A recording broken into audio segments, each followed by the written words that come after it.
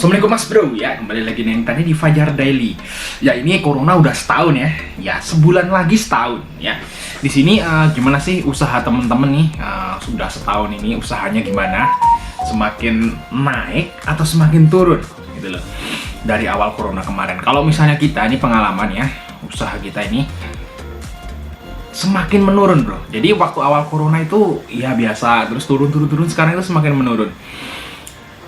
Dan ya kita ngasih pengalaman kita aja ya, tentang usaha ya. Itu parah banget corona. Kalau misalnya ini semoga aja cepat divaksin, terus coronanya cepat hilang dan semuanya normal. Kalau misalnya menurut kita sih sekolah masuk, nah itu normal lah. Tapi nggak tahu nih. Oke, tapi siapa sih orang-orang yang bener-bener terpuruk nih mas bro saat pandemi corona ini nggak selesai-selesai? Nah, jadi kita dan teman-teman ya kita udah kenal beberapa teman yang ya mereka punya usaha dan turun juga usahanya. Itu pada santai gitu. Loh, usahanya turun padahal ya kita jujur aja nih bro. Dari tahun 2019 ya, akhir 2019 sampai sekarang nih udah setahun lah ya. Nah, itu penghasilannya itu turun hampir 70% loh. Sekitar 70% lah turunnya.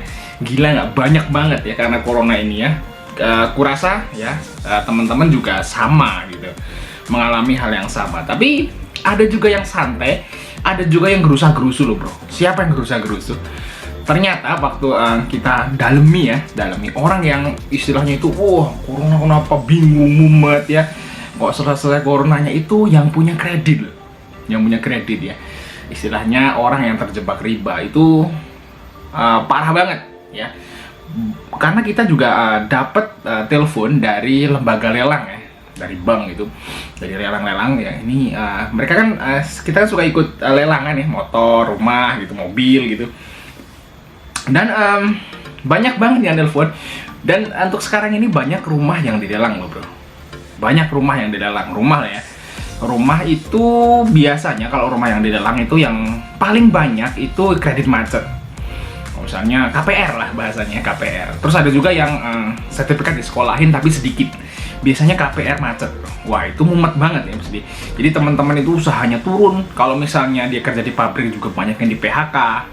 Terus misalnya usaha juga omsetnya turun gila-gilaan ya. Kalau misalnya dia kredit rumah, kredit mobil, kredit motor, itu susah banget bro. Mumet bayarnya, yakin banget. Bahkan nggak sedikit juga yang rumah tangga jadi berantakan bro. Jadi hati-hati banget nih, pengalaman aja share info bagi mas bro yang ya istilahnya belum terjebak ke dunia kredit gitu.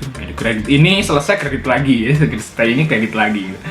Jangan sampai seperti itu mas bro ya. Udah satu dosa, yang kedua bikin pusing. Apalagi ini pandemi ini bener-bener nunjukin bahwa kredit itu memang nggak sehat gitu bagi kehidupan kita ya. Kredit KPR ya, itu nggak sehat ya. Riba juga ya. Ini ya kalau misalnya ada temen yang teman-teman mau buka usaha merintis, itu jangan sekali-sekali itu kredit ya atau utang gitu, uangnya itu hutang bank misalnya. Karena apa? Namanya merintis usaha itu kita juga masih belum jelas mau untung atau mau lanjut apa nggak usahanya. Karena namanya merintis kan belajar gitu. Udah duitnya utang, tempatnya ngontrak, itu banyak kan hancur di situ bro. Hancur nih, banyak banget pengalaman temen yang hancur di situ dan mereka tobat gitu. Waduh, parah gitu. Jadi ada yang buka usaha. Kalau misalnya mas bro itu pengen buka usaha ya, pengen buka usaha.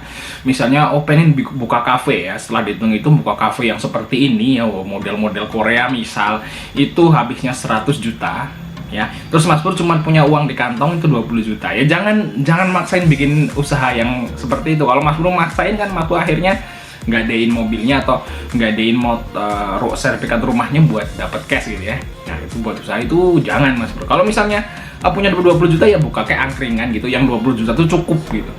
Seperti itu aja sih. Kenapa ya? Karena namanya merintis itu di sini masih satu belajar pusing. Yang kedua juga nanti kalau misalnya utang kejar-kejar cicilan, itu malah usahanya kebanyakan bangkrut. Setahun 2 tahun itu hancur Mas Bro. Jadi jangan sampai kita itu buka usaha cuman buat gaya-gayaan gitu loh. Jadi banyak ya di sosmed itu dia buat usaha dari nol sampai dari nol ya, nol gitu. Tadinya dia bukan background usaha gitu, tiba-tiba buka langsung bagus gitu. Wah, itu duitnya dari mana gitu. Ternyata kredit ya, dia cuma mau gaya-gayaan doang di Instagram, di Facebook. Wah, ini usaha gue loh, keren banget ya. Cuman gitu doang, setahun hancur, udah bisnisnya hancur, buang-buang waktu. Yang kedua, harus nebus sertifikatnya yang di bank karena di sekolahin kan buat dapat cash buat buka usaha tersebut.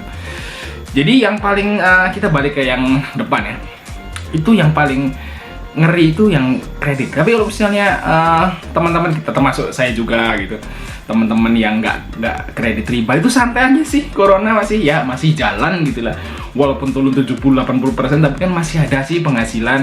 Dan kita juga nggak dapet nggak ada namanya tanggungan cicilan hutang. Kalau misalnya kita nggak bayar hutang, rumah disita atau mobilnya diambil gitu ya, enggak gitu Mas Bro. Jadi istilahnya itu tenang gitu hidupnya nih. Kalau nggak punya hutang riba, itu nggak hutang ke siapapun, itu nggak punya tanggungan kredit cicilan, itu nyantai gitu. Walaupun ekonomi turun gitu, penghasilannya turun, tapi ya tetap alhamdulillah gitu, tenang gitu. Jadi ya ini nge-share info aja sih buat Mas Bro. Kan dulu kita pernah sih kredit. Waktu lulus sekolah itu kita pernah kredit HP Sony Ericsson yang 2100 apa gitu, pokoknya lupa, yang ada kameranya itu bagus. Itu teman-teman udah pada pakai HP kamera, kok kita pakai HP yang teror sendiri ya. Waktu itu awal kerja itu, wah habis itu kredit, waduh harganya itu 800.000, kita kredit 1,5 juta, double bro, ngerti nggak? Terus habis itu teman-teman udah pakai motor bagus nih, kita masih pakai Honda Grand, kredit lagi Jupiter Remix waktu itu harganya sekitar 16 juta, kita bayar itu totalnya sampai lunas itu sekitar hampir 28 juta. Gila katanya. Ternyata kredit itu ngeri ya bro, cuman buat gaya-gayaan itu ada. Padahal sih nggak butuh-butuh amat, misalnya nggak beli HP. Misalnya saya dulu nggak beli HP terus nggak beli motor tuh nggak apa, masih hidup sebenarnya. Tapi gara-gara ngikutin tren kita jadi hutang dan nyusahin. Karena waktu itu juga kita kan gajian, setengahnya buat bayar cicilan. Tadinya mau makan enak di warteg, jadi pesen nasinya cuma setengah sama telur dadar aja, tehnya teh tawar gitu. Ya jadi gitulah, jadi serba ngirit gitu, nggak bisa nikmatin hidup cuman buat gaya-gayaan gitu. Itu pengalaman aja kita share ke Mas Bro, jangan sampai Mas Bro itu terjun ke situ gitu. Habis itu kita stop, cuman kredit 2 kali, stop, udah nggak mau kredit lagi, dan sekarang alhamdulillah bisa beli secara cash gitu. Oke, mungkin sekian informasi Mas Bro, informasi dari kita, jangan lupa untuk like dan subscribe. Sampai ketemu